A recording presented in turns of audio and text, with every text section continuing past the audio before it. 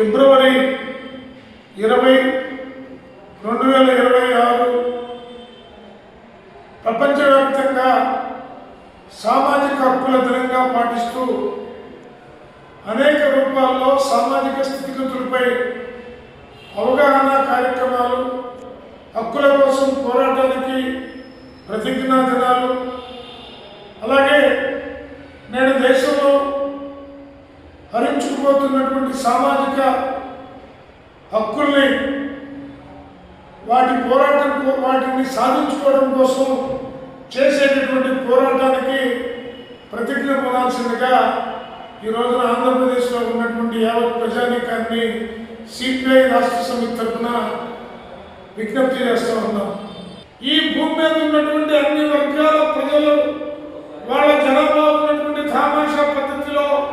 వాళ్ళకు కూడా అన్ని అవకాశాలు కల్పించాల్సిన అవసరం ఉందనేది గుర్తించడం కోసం